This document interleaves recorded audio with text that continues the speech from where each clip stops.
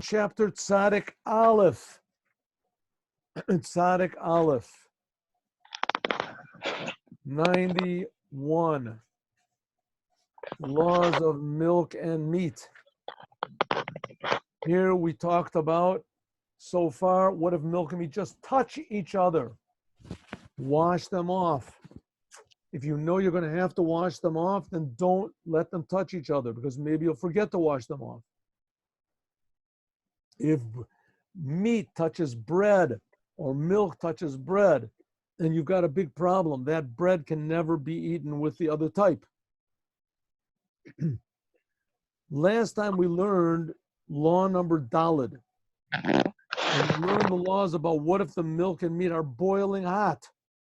Well, that's pretty clear. If they're boiling hot, then that's called boiling. You're not allowed to boil together. But what if you pour milk onto meat? Mr. Stefik, can you please mute your microphone, please? Oh, hello? good. Yes, I thought there was some sort of a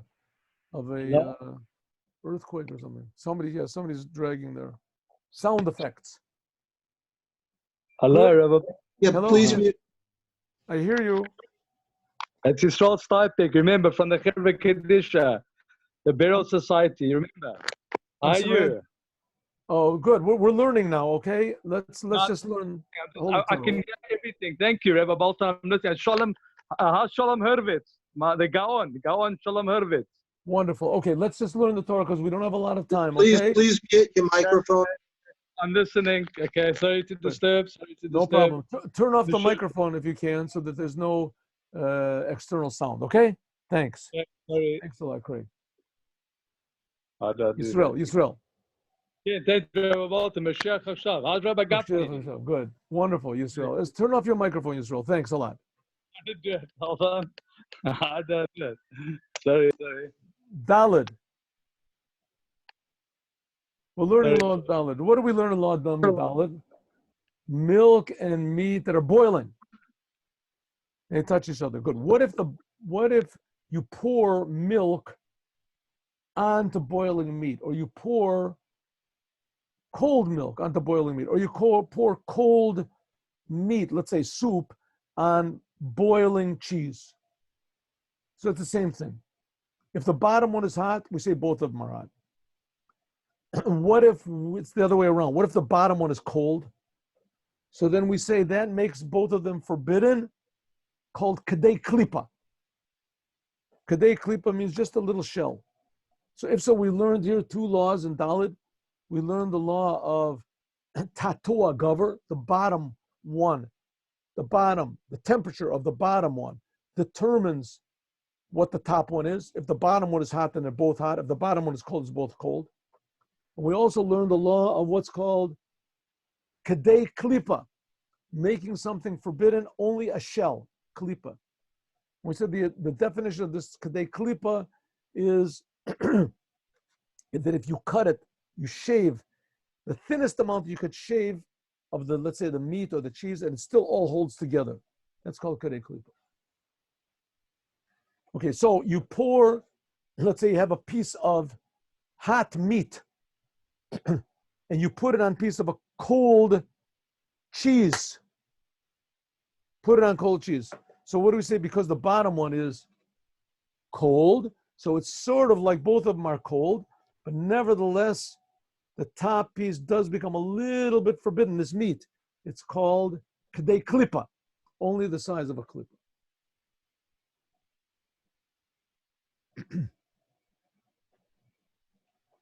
So again, the same thing. If you have hot boiling cheese that you put on top of cold meat, the bottom one is cold, then the cheese is forbidden, only kadei klipa.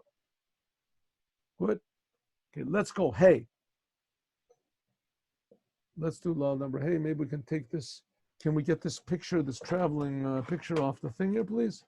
Is this possible to do? Can we do it? Maybe we'll just make me bigger. Oh, there we go. Good. Hey. Maliach. What about salting? Salting makes things forbidden. Salting is something like cooking. Salting is a chemical cooking.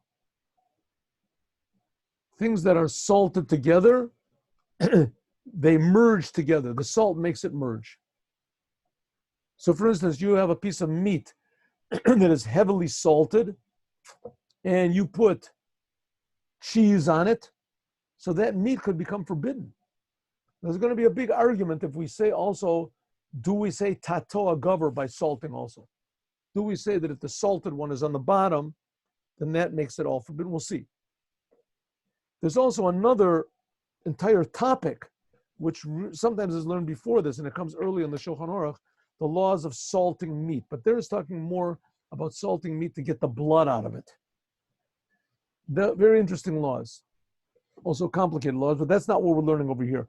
Here we're learning that salt has another effect. In addition to salt taking blood out of meat, salt also heats up the meat or the cheese also. It's very heavily salted. But it has to be very, very salted. So let's learn hay. So again, in Tzaddik Aleph, we learn, first of all, what if milk and meat, milk and cheese touch each other? What's the law? That was in the beginning. Then we learn, what if they are hot? What if only the bottom one is hot? What if only the top one is hot? The bottom one is cold. That's what we learned in Dalet. Now we're going to learn about salting. Salting. If food, meat and milk are so salted that they cannot be eaten, because they are so salty, Hainu, namely, ke'ayin maliach shamolchim lekadera, namely this amount of salt that you salt a piece of meat in order to boil it. How much do you salt a piece of meat to boil it? What does it mean to boil it? You have to salt. Who salts meat in order to boil it? What's he talking about? He's talking about a piece of raw meat that you put salt on it to take out the blood, because you are not allowed to boil meat without taking the blood out of it. That's right. I'll throw you a couple little side laws. But meat, you're allowed to eat raw meat with the blood in it. Don't do it. And if you do it, don't tell them, people, I told you to do it, but you can do it. You're allowed to eat, it's called ochel be'umtza. You're allowed to eat raw meat. Sometimes, some opinions say that each time you take a bite, that you have to wash off the empty part with the, and some people say you don't have to. Only if you cut it with a knife do you have to wash it off. In any case, you are allowed to eat raw meat with the blood in it. Because the only blood that's really forbidden is blood that comes out of the meat. Also, another thing, if you want to roast the meat, you don't have to salt the meat. You roast it and eat it. The fire takes the blood out. When do you have to salt meat to take the blood out of it? Mainly if you want to boil it. If you want to boil it because the water takes the blood out and then the water becomes forbidden and puts the blood back in, such you got problems. So then you have to salt the meat. How long are you supposed to salt the meat? Well, first of all, you have to wash the meat off before you salt it, and then afterwards you have to salt it. And then how long do you have to leave the salt on? Minimum 18 minutes. It's better if you leave the salt on there for 1 hour. Okay. How much salt do you have to put on the meat? These are all laws you'll learn in the laws of salting. God willing, we'll learn.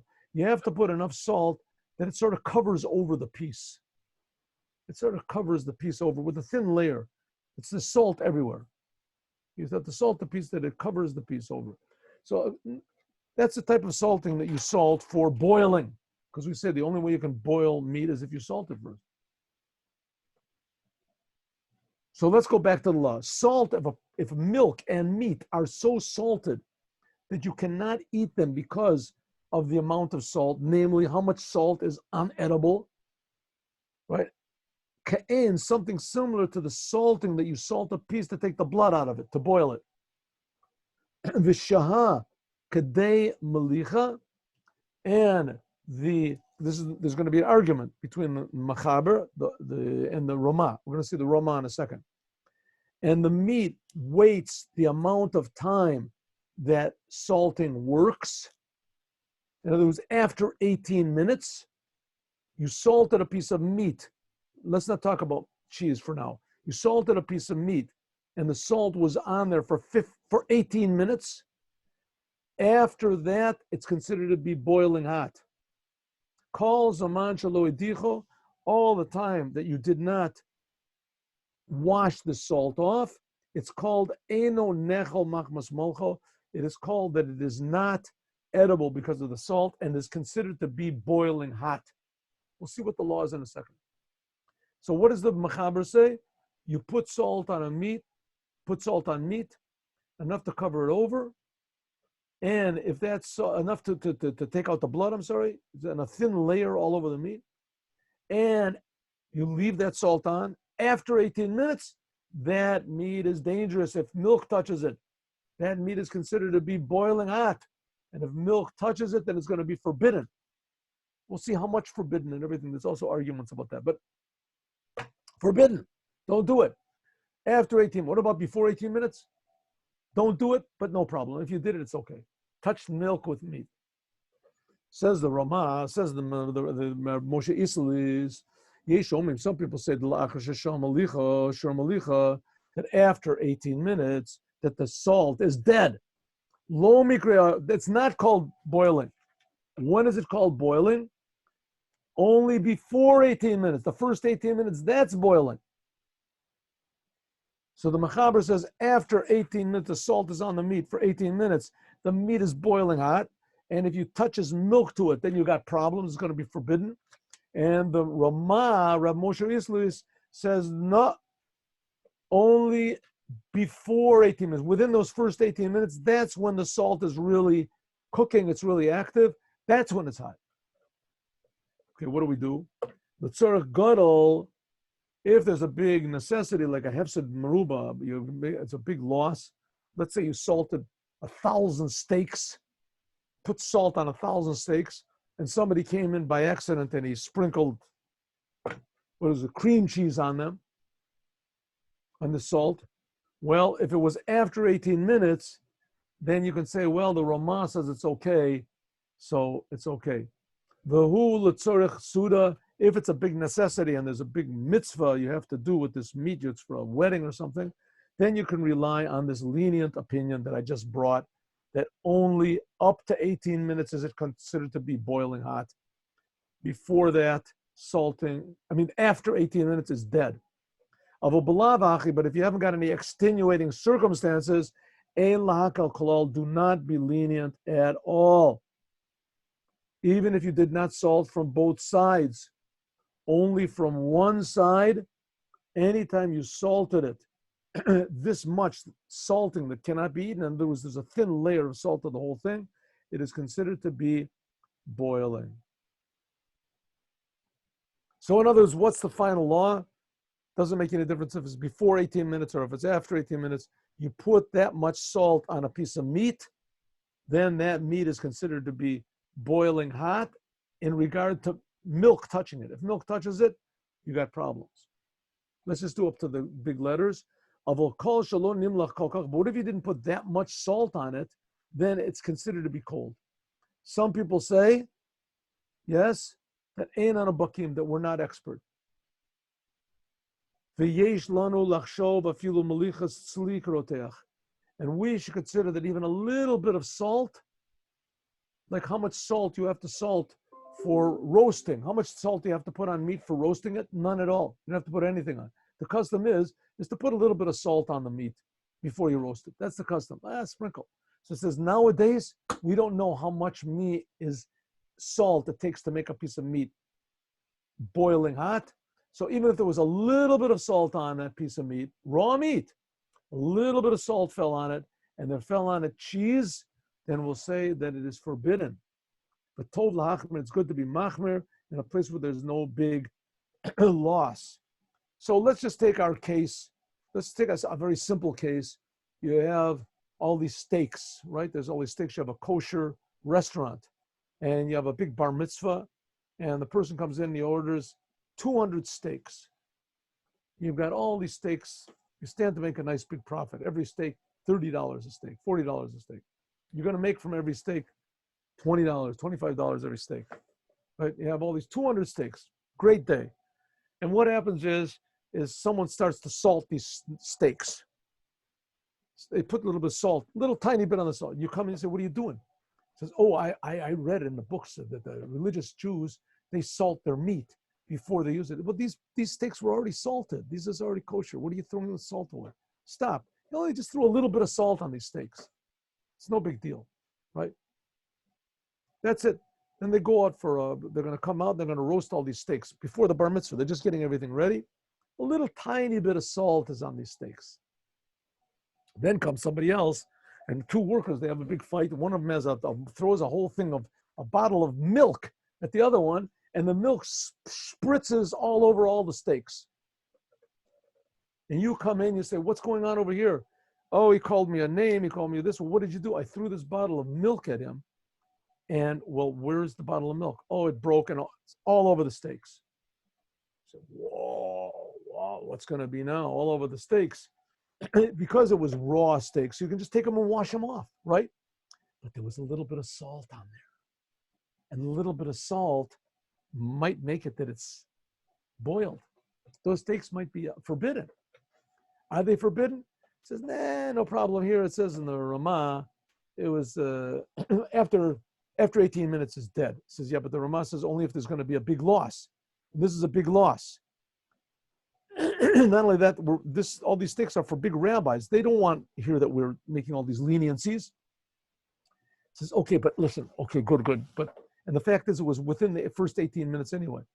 Well, according to the Mechaber, but these were Ashkenazic rabbis. They don't care about what the Mechaber says. But within the first 18 minutes, it's boiling, according to the Ramah. Well, what are we going to do now? It says, well, listen, there was only a little bit of salt. So a little bit of salt, it's okay. Let's look at the Mechaber. The Ramah says, yeah, a little bit of salt, it's no, one second. But he says, we don't know what a little bit and a lot is, so we should be severe. This is a question for a rabbi. You'll have to get a rabbi to come in and ask, wash everything off, but get a rabbi and tell him the whole case. But there is definitely a problem here.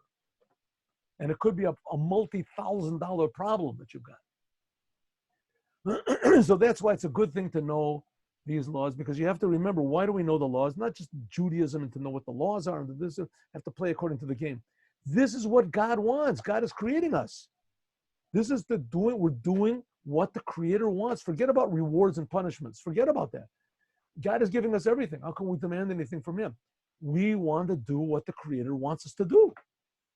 How long do we have to live? The amount of time that we have, every moment should be devoted to doing good things. And this is one of the good things. Doing what God wants. So here we are, rabbis, learning another law in milk and meat.